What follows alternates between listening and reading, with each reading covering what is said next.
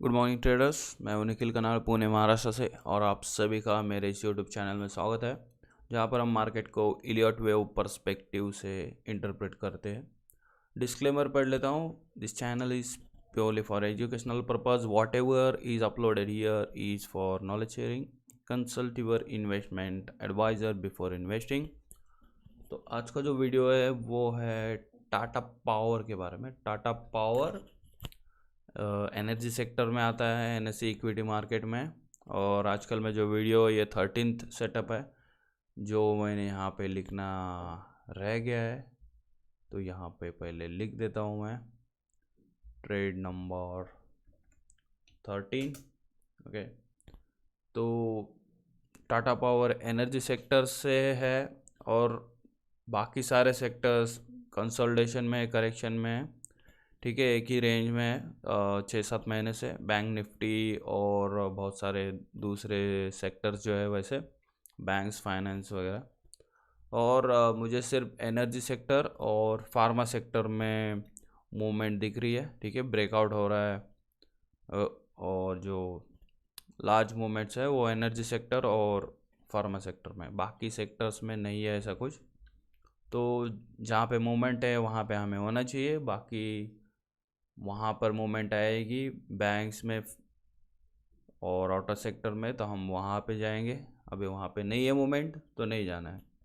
तो ये जो टाटा पावर है, इसमें मैं क्यों देख रहा हूँ, इसमें क्या पैटर्न है उसको देखते पहले। ये ट्रेंड लाइन ये ड्रॉ की है मैंने। ये वाली जो फर्स्ट ट्रेंड लाइन है, ये 2 पॉइंट से कनेक्टेड है, और जो थर्ड पॉइंट वापस कभी आया नहीं है, क्योंकि ये मार्केट और ज़्यादा स्टीप होता जा रहा है यहाँ से। तो ये बाउंस हुआ, यहाँ पे एक सेकंड टच है, यहाँ पे ड्रॉ किया मैंने ऐसे, और ये फिर यहाँ पे और एक बार ऑलमोस्ट सपोर्ट लिया है, या फिर वो भी फेल हुआ, और फिर एकदम स्ट्रॉन्ग रैली आ गई वहाँ पे। तो उसके बाद ये करेक्शन दिख रहा है मुझे, जो मुझे लग रहा है ये अगर कोई वेव 1 ऐसे अगर हुआ होगा। अब यहाँ पे करेक्शन ये काउंट करना मुश्किल है, लेकिन ओवरऑल मैं कैसे करता हूँ वो आपको समझ आ रहा होगा, क्योंकि मैं ये 13 सेटअप शेयर कर रहा हूँ। मैं सिर्फ इसी पॉइंट पे फोकस देता हूँ। ये अपसाइड गया है और ये करेक्शन आ गया है, ठीक है। बाकी यहाँ पे काउंट क्या चल रहा है वो उसकी ज़्यादा ज़रूरत नहीं पड़ती है, ठीक है। अगर टॉप आ रहा है तो वहाँ पे दिक्कत होगी, क्योंकि लेकिन हम एसएल से ट्रेड कर रहे हैं तो मुझे उससे इतना ज़्यादा लेना देना नहीं है, ठीक है। तो इसलिए मैं उतना ज़्यादा फोकस नहीं करता हूँ कि यहाँ से इसको मंथली से काउंट करते नहीं बैठता मैं अभी, ठीक है। पहले करता था मैं, लेकिन अभी मुझे उतनी ज़रूरत नहीं लगती, क्योंकि स्ट्रैटेजी की इतनी ज़्यादा यहाँ इम्पोर्टेंस नहीं है। हमें शॉर्ट ट्रेड करने होते हैं और risk to reward ratio manage करना होता है, और रिस्क हर पोजीशन पे 1-2% यूज़ करना है, या 0.5% ऐसे लगा के ट्रेड कर सकते हैं, ठीक है। ऑप्शन, आपका कैपिटल अगर बड़ा है तो आप ऑप्शन ट्रेडिंग कर सकते हैं। और इलियट वेव थ्योरी की खासियत ये है कि यहाँ पे आप ऑप्शन बाय कर सकते हैं, और ये जो 2:1 का जो टारगेट है वो आपको बहुत ज़्यादा हो सकता है ऑप्शन बाइंग में यहाँ पे, क्योंकि एक ही स्ट्रैटेजी है मेरे अकॉर्डिंग टू मी कि वो हमें हाई प्रोबेबिलिटी दिखाती है, ठीक है। मतलब जो स्पीड होता है, स्ट्रेंथ होता है, अगर ये जो मैं बोल रहा हूँ कि ये 245 के अबोव जा मतलब जाएगा, और तो एंट्री ट्रिगर होगी, तो हो सकता है यहाँ पे जो मूवमेंट जो मैं एक्सपेक्ट कर रहा हूँ बहुत ज़्यादा स्ट्रांग होगी वो, ठीक है। क्योंकि यहाँ पे वो ब्रेकआउट करेगा, एसएल हिट करेगा, इसके जो शॉर्ट किए उनके यहाँ पे एक डबल टॉप बनेगा, तो उनका भी एसएल हिट होगा। तो उसके बाद में मुझे लग रहा है स्ट्रॉन्ग कैंडल आ सकती है, क्योंकि एसएल हिट करने हैं तो बहुत ज़्यादा स्ट्रॉन्ग होगा, ठीक है, मूवमेंट। और वैसा नहीं होगा तो एसएल हमारा हिट करेगा, और ये हमारा एसएल रहेगा 226 ये बॉटम में, ठीक है। तो इस हिसाब से मैं देख रहा हूँ इसको। तो ओवरऑल इसको और थोड़ा सा और डिटेल में देखते हैं कि ये लास्ट वाला एक चैनल मैंने ऐसे ड्रॉ किया है, ठीक है। ज़्यादा कुछ यूज़ नहीं किया है मैंने, 2 ट्रेंड लाइन से, और ये थर्ड चैनल है। मुझे यहाँ पे अगर ये 5th वेव है कोई भी, नहीं पता, लेकिन फिफ्थ नहीं है तो ये इतना तो है कि ये थर्ड वेव है, ये जो अपसाइड गया है ये थर्ड वेव है, वो इंटरनल थर्ड वेव होगा एक्सटेंडेड, क्योंकि ऐसे हो सकता है यहाँ पे 1 2 और 1 2 हो सकता है, फिर ये 3 4 5 हो सकता है, फिर और एक 3 4 5, तो वो लंबा होता जाएगा प्रोसेस, काउंट भी बहुत एक्सटेंडेड हो जाएगा। इतना मुझे पता है यहाँ पे ये थर्ड वेव है, जो स्ट्रेंथ भी बहुत ज़्यादा पावरफुल है, क्योंकि कमोडिटी मार्केट में ही सिर्फ फिफ्थ वेव इतनी स्ट्रेंथ से आती है, इक्विटी मार्केट में थर्ड वेव स्ट्रांग होती है। तो उसके बाद में ये फोर्थ वेव है, करेक्शन है, वॉल्यूम कम है यहाँ पे, क्लियर है, ठीक है। उसके बाद में ये चैनल मैंने ड्रॉ किया है और ये काउंट मुझे करने आ रहा है, ये डब्ल्यू हुआ, ए बी सी अब गया, एक्स ख़त्म हुआ, उसके बाद में ए बी सी, मुझे लगा था 5 वेव नीचे आएंगे लेकिन नहीं आया, तो ये डब्ल्यू एक्स वाई हुआ, 5 वेव आते हैं तो ऐसा हो जाएगा पैटर्न, ए बी सी 1 2 3 4 5, और ये एक्सपैंडेड फ्लैट हो जाता है, फ्लैट हो जाता है, हाई ब्रेक करता है तो एक्सपैंडेड फ्लैट, नहीं ब्रेक करता है तो वो फ्लैट होता है, और अगर ये लो भी ब्रेक नहीं करता है ऐसे तो ये रनिंग फ्लैट हो जाता है, ठीक है। तो ऐसा ये वेरिएशन है, लेकिन ये सेटअप आया ही नहीं यहाँ पे, ये पैटर्न नहीं है इसमें, ये यहाँ पे सिर्फ 3 लेग बना है एक्स जो वाई वेव है, ठीक है। तो डब्ल्यू एक्स वाई यहाँ पे ओवर हुआ अकॉर्डिंग टू मी, और उसके बाद में ये फोर्थ, ये अगर थर्ड है तो ये फोर्थ या ए ऑफ फोर्थ ऐसा हो सकता है कि बहुत ज़्यादा लंबा करेक्शन हो सकता है, और ऐसे ये ऐसे डबल टॉप बना के और नीचे ऐसे गिर सकता है।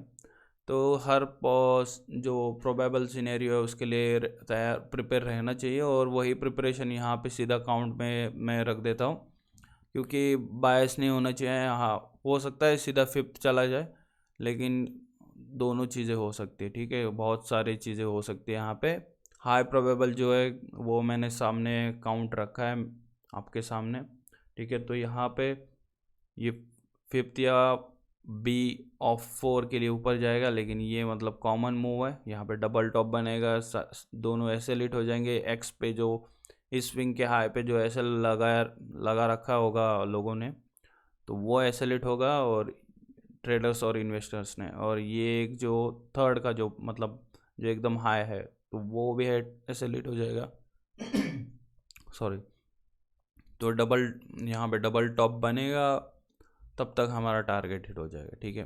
और 1:1 अगर जब ये ऐसे बनता है तो हमारा जो एस एल होता है वो 226 से उठ कर यहाँ पे 245 पे आएगा, ठीक है। वो आपको पता होना चाहिए, टी एस एल यूज़ करना पड़ता है ब्रेक इवन पे, मतलब प्रॉफिट आ गया 1:1 और उसके बाद में भी मार्केट ऐसे रिवर्स होके अगर नीचे जा रहा है तो वो नहीं चलेगा, ठीक है, उतना आपको पता होना ही चाहिए, ठीक है।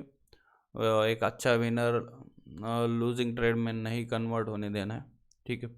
तो ये डेली टाइम फ्रेम पे इतना ही मेरे हिसाब से है। यहाँ पे करेक्टिव चैनल ड्रॉ किया है मैंने, और ये क्लोज पॉइंट यूज़ किए, और जो पैरेलल लाइन है यहाँ पे प्लेस किए हैं ऐसे, ये यहाँ पे रख दिया, ठीक है। और ये जो वाई पॉइंट है वो टच भी नहीं किया चैनल को, वहाँ से रिवर्स हुआ है, तो हो सकता है साइन ऑफ बुलिशनेस, अब पता नहीं जो भी है, ठीक है। तो अब ये आवरली पे देखते हैं थोड़ा सा, सेम काउंट सब कुछ सेम है, लेकिन ये 2 आवर पे देख रहा हूँ, ठीक है।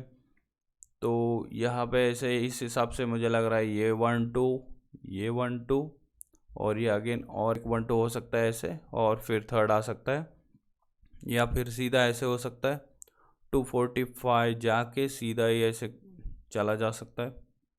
तो गैप अप 1%, गैप डाउन 1% चलेगा, लेकिन उसके ऊपर नहीं चलेगा, सीधा यहाँ पे खुला या फिर सीधा यहाँ पे खुला तो वो नहीं चलेगा, ठीक है। तो ये तो मैं बोल ही रहा हूँ कि कैसे एंट्री क्या करनी है यहाँ पे, और 245 एंट्री है, 1-2% आधा, 0.5% 1% चलेगा, 2-3% का गैप अप होगा तो उसमें मज़ा नहीं आएगा, हमारा एसएल बड़ा हो जाएगा और टारगेट कम हो जाएगा, रिस्क टू रिवॉर्ड रेशो, क्योंकि ये टारगेट डबल टॉप के हिसाब से है, तो वहाँ पे रिजेक्शन हो सकता है, तो टारगेट हिट नहीं होगा। तो जो भी है ऐसे ही होना चाहिए यहाँ पे। और बाकी यहाँ पे क्या ट्रेंड लाइन बन रही है, यहाँ पे ये 1 2 1 2 की ट्रेंड लाइन बन रही है यहाँ पे ऐसे, ये 1 2 अगेन ये 1 2 तो और एक यहाँ पे 1 2 3 4 5, तो और एक 1 2 हो सकता है और फिर ऊपर जा सकता है ऐसे। बाकी इसमें और क्या करेक्शन काउंट करने के लिए कुछ है नहीं। तो मेरे हिसाब से जो भी एक्सप्लेनेशन था मैंने एक्सप्लेन किया है। तो देखते क्या होता है। अब ये हमारा सेटअप नंबर 13 है, तो यहाँ पे लिखा नहीं है मैंने, तो देखते क्या होता है। इतना ट्रेड बाय ट्रेड बेसिस नहीं सोचना है, सीरीज ऑफ 20 ट्रेड्स 50 ट्रेड्स या 100 ट्रेड्स के अकॉर्डिंग सोचना चाहिए, ठीक है। प्रोबेबिलिटी में सोचना चाहिए और यहाँ पे हर एक ट्रेड को बहुत ज़्यादा इम्पोर्टेंस नहीं देना है, ये आपको सीखना पड़ेगा। ये बहुत ज़्यादा इम्पोर्टेंट एस्पेक्ट है ट्रेडिंग का, ठीक है। तो वीडियो कैसे लग रहे हैं आपको, लाइक कीजिए, कमेंट कीजिए और नोटिफिकेशन ऑन कीजिए। जैसे ही मुझे और अच्छा सेटअप मिले मैं आपके साथ शेयर करूँगा, ठीक है। Thank you for watching, happy Sunday, take care.